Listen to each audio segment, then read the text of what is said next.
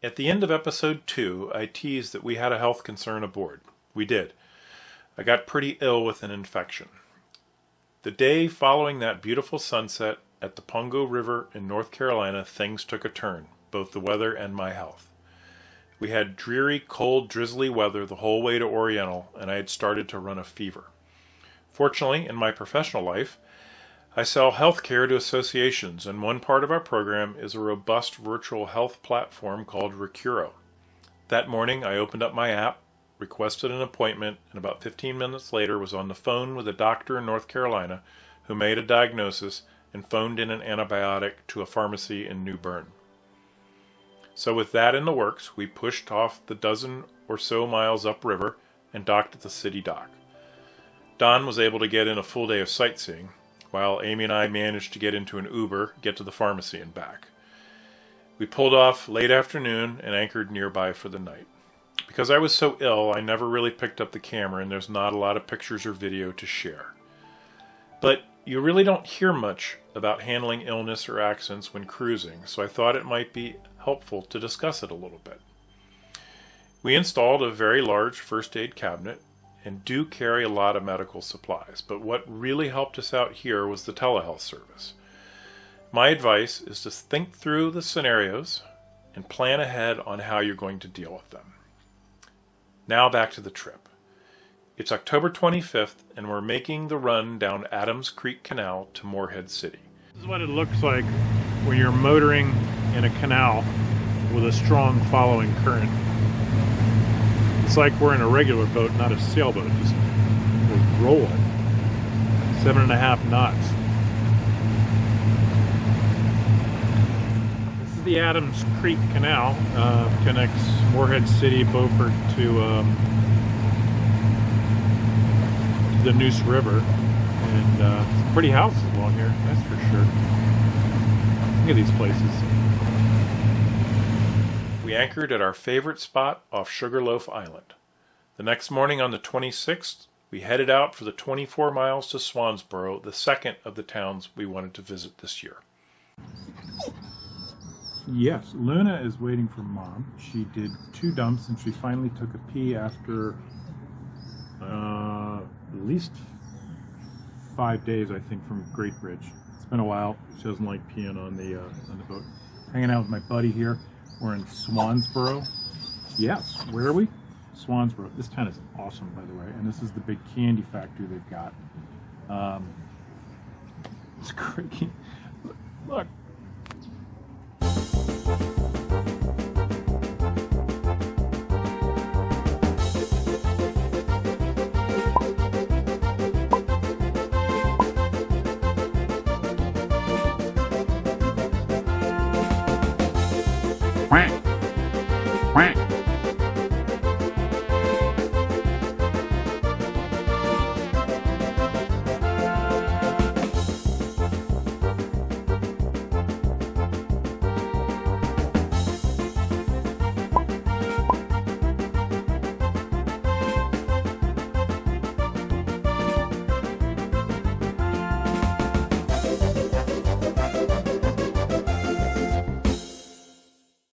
So everything was looking up.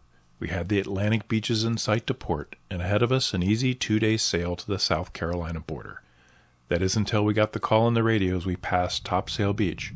Have you heard the alert that the Figure 8 bridge is closed indefinitely for repairs? Just what we needed. This bridge was built in 1934 and relocated from Virginia in 1980. It's privately owned and maintained, and as we found out, quite capable of shutting down the ICW. We stopped at the first available anchorage, fearing to go any further south, in case we were forced to head back to Morehead City. After a day with no news, a friendly cruiser named Papa Bear hatched a plan. We could sail out into the Atlantic via Topsail Inlet, bypass the bridge, and go back in at Masonboro. He even sorted out the waypoints through the tricky inlet by working with the Coast Guard. 3 of us agreed we'd go with Papa Bear first thing the following morning. After another night on the hook, we were itching to go. But then the word was out. The bridge is open! We made quick work of pulling the anchor. slipped through the bridge with other boats, and ran until dark, when we were able to ease our way into the Carolina beach anchorage alongside our new friend.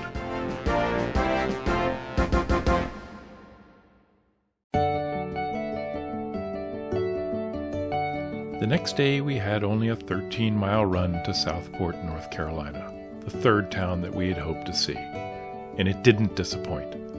Halloween was in full swing, and we had a great time exploring the town, and the food was terrific too.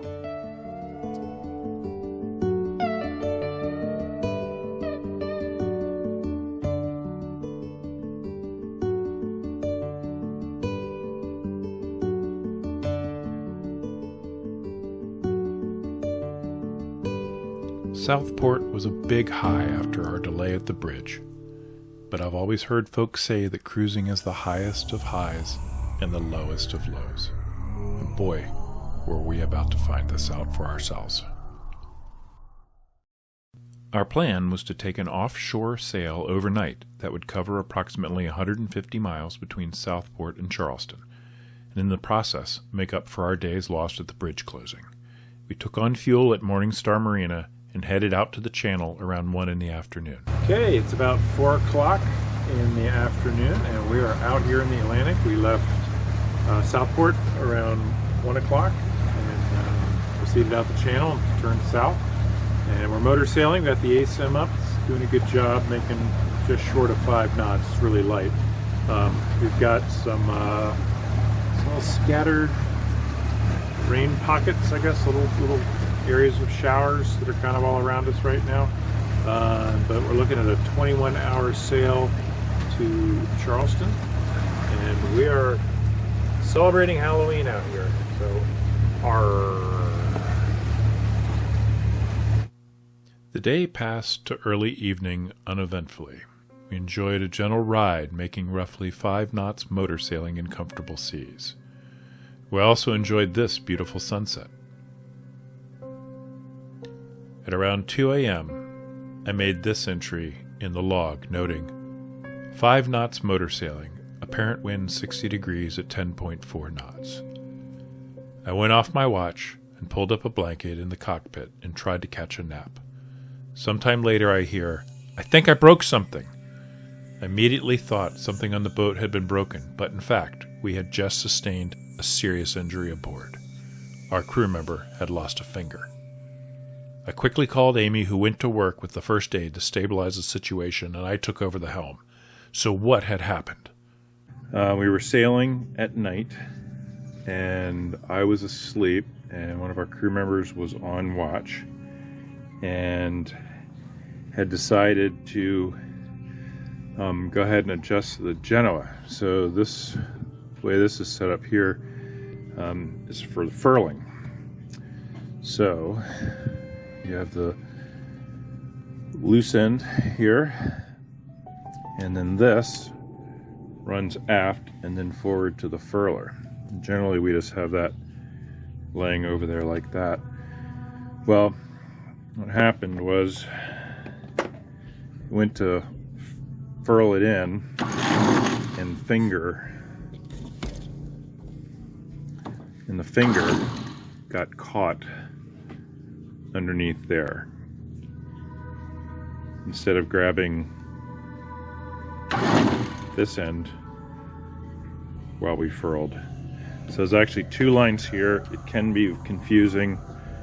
I think the lesson learned really is to keep some distance away from the winch if you have to handle the lines while you're using the foot switches. So the finger got caught underneath. It lopped off the tip of the finger. So it ended up over there on the side deck, and I got a call. I think I broke something, and at first I thought something on the boat broke. I didn't imagine a human body part got broken, but that's what in fact happened. So we had to make way to Charleston with a fairly serious injury, and had to treat it best we could. We were about 7 hours away from Charleston, but got terrific support from the marina. They had folks waiting there to help us and get my crew to the hospital.